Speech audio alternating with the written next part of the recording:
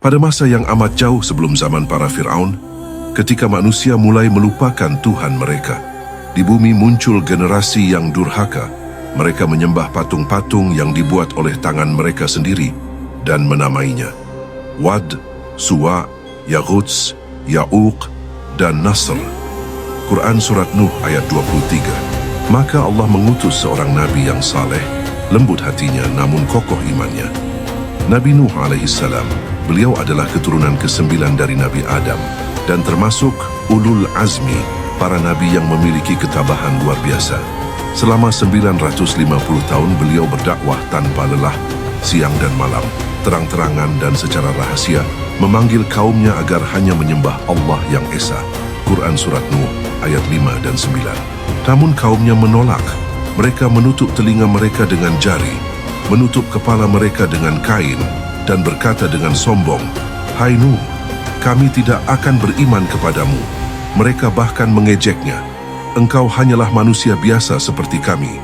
Quran Surat Hud ayat 27. Tahun berganti abad, Nabi Nuh tetap berdiri tegak dalam sabar. Beliau berdoa, "Ya Rabbku, sesungguhnya aku telah menyeru kaumku siang dan malam. Namun seruanku tidak menambah mereka, kecuali lari dari kebenaran." Quran Surat Nuh ayat 5 dan 6. Ketika kezaliman mereka telah melampaui batas dan tidak ada lagi yang mau beriman, Allah menurunkan perintah agung itu. "Dan buatlah kapal itu di bawah pengawasan dan wahyu kami, dan jangan engkau bicarakan aku tentang orang-orang zalim, mereka pasti akan ditenggelamkan." Quran Surat Hud ayat 37.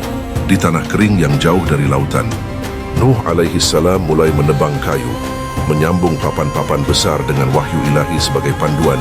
Ibnu Katsir meriwayatkan, Allah mengajarkan Nabi Nuh teknik pembuatan kapal yang belum pernah dikenal manusia. Paku-paku pertama dipukul dengan nama Allah, dan setiap kayu yang disusun menjadi simbol keimanan. Maka Nabi Nuh membangun bahtera besar di tengah padang pasir yang gersang. Orang-orang kafir mentertawakan beliau. Mereka berkata, "Hai Nuh, sejak kapan engkau menjadi tukang kayu?" Namun beliau menjawab dengan penuh keyakinan, "Kelak, kalian akan tahu siapa yang ditimpa azab yang menghinakan." Quran Surat Hud ayat 38 dan 39. Ibnu Abbas berkata, bahtera itu memiliki 3 tingkat. Tingkat bawah untuk hewan, tengah untuk manusia, dan atas untuk burung. Panjang bahtera mencapai 300 hasta, lebar 50 hasta, tinggi 30 hasta. Sebuah keajaiban arsitektur yang tak terbayang untuk zaman itu. Ketika perintah Allah datang, bumi memuntahkan air dari setiap celahnya dan langit mencurahkan hujan tanpa henti. Banjir besar menelan lembah, gunung, dan seluruh kota. Maka kami bukakan pintu-pintu langit dengan air yang tercurah, dan kami jadikan bumi memancarkan mata air. Maka bertemulah air itu untuk satu urusan yang telah ditetapkan. Quran Surat Al-Qamar ayat 11 dan 12. Namun di luar sana, ombak setinggi gunung memisahkan seorang ayah dan anaknya.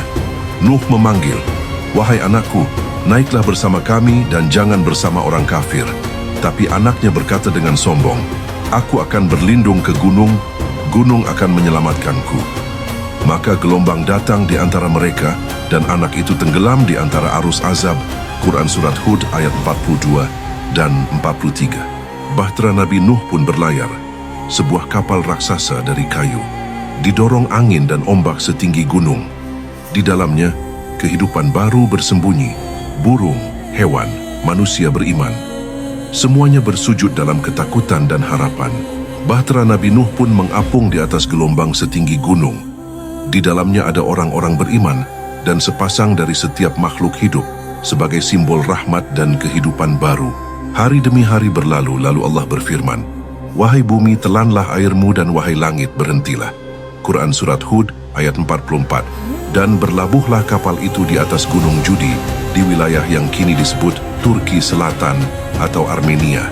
Nuh sujud dalam syukur karena rahmat Allah telah menyelamatkan orang-orang beriman dan menghancurkan mereka yang ingkar. Bahtera Nabi Nuh bukan sekadar kapal, ia adalah simbol ketaatan dan keselamatan, sebuah lambang bahwa hanya iman kepada Allah yang dapat menyelamatkan manusia dari badai kehidupan. Dan kami jadikan keturunan mereka sebagai orang-orang yang melanjutkan keturunan.